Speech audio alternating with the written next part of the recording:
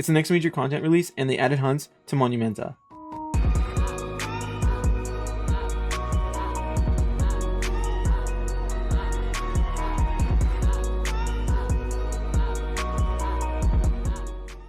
If you're looking to get started with the new hunts, you've come to the right place.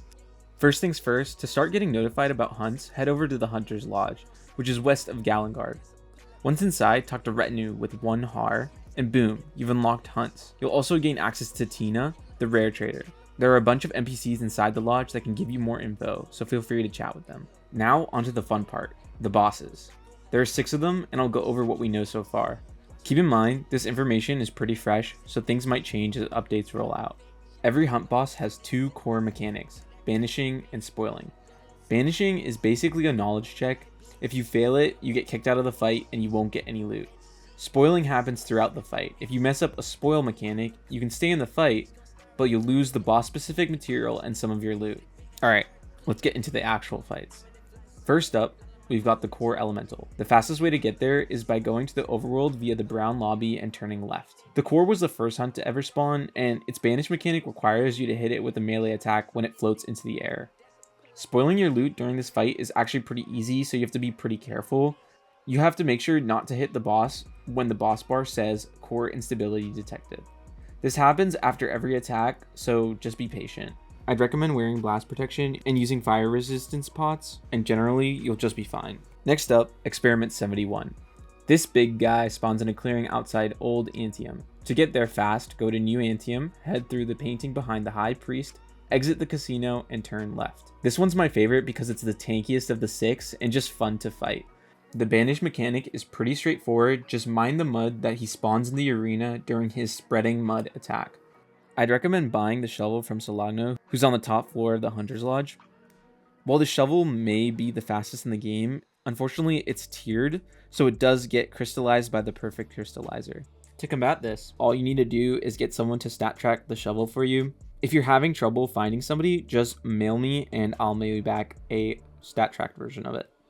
The spoil mechanic is a bit trickier. Basically, if you sit in the mud for too long, an effect will pop up on your screen, and if you're near the boss and hit it while this effect is going on, your loot will become spoiled. Some general tips I would say is just make sure to mine any mud he places with his attacks, and kill any worms that spawn, as they do give him damage resistance.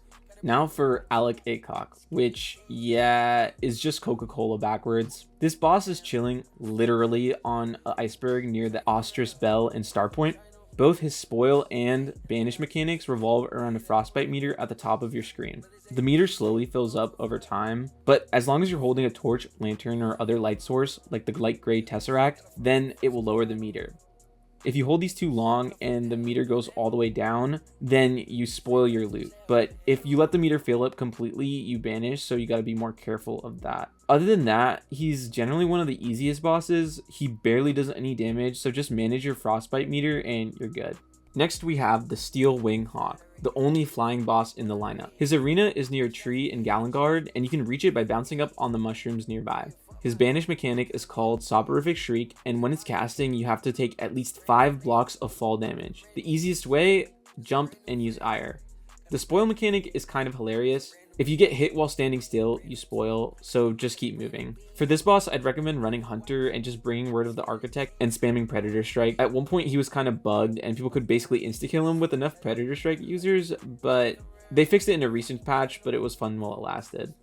Moving on to the Impenetrable, or as I like to call him, Mr. Shulkerman. He's hanging out underneath Chanterelle Village. The easiest way to get to him is exiting the Godspore lobby and following the cave, and you'll find his arena. His banish attack is called Crystallizing Gaze, and all you have to do is break line of sight. It's one of the easiest banishes ever. To avoid spoiling your loot, just don't shoot him when he's closed. It's pretty simple. He teleports a lot, so having someone with Scout's Eagle Eye is a good idea, but generally you can just build up and dodge most of his attacks. Last but not least, we've got Uamiel. People call him Daniel. This one's located in a mud clearing near Locum, so to get there quickly, just exit the Hexfall lobby and use Riptide. His banish attack is called Paralyzing Must, and to avoid it, just drink a non-infinite non-splash potion. The spoil mechanic is tied to a shield that he puts up throughout the fight. You just have to make sure not to hit him while the shield is up, or your loot will spoil. To break the shield, just melee him with a pickaxe, and if you're feeling fancy, you can actually use Veil Ripper as a melee weapon here, and you'll avoid the spoil completely. A couple final tips before you jump in. Shaman is a great class for avoiding spoil mechanics since totems don't count as hits for most fights. You generally want to run tanky builds. Mine has around 200 EHP per damage type, and it really makes a huge difference. Even if you get banished or arrive late, you can still help in the fights, just you won't get any loot. I would always recommend sticking around to help others or showing up to other people's shards to just help them out with the boss fights. Some of the funniest moments this past week have been when everyone is just ganging up on one boss. The loot is overall fine. It's nothing game changing, but some of the items are interesting in niche situations. If you manage to beat every boss without spoiling, you unlock the epic trade at Malini, who's located in the top 4 of the lodge. They sell Chimera's Grace, the first epic shield in Region 3. I've heard it's kind of mid, but who knows? Balance changes happen all the time. That's basically everything you need to know about hunts. It's not a full guide, but if you found the video helpful, consider checking out my Twitch. I stream content releases live, and it's always a fun time. I'm about 75 followers away from content roll, so even if half of you watching this followed, I'd basically be there. Thanks for watching. I'll see you guys in the hunts.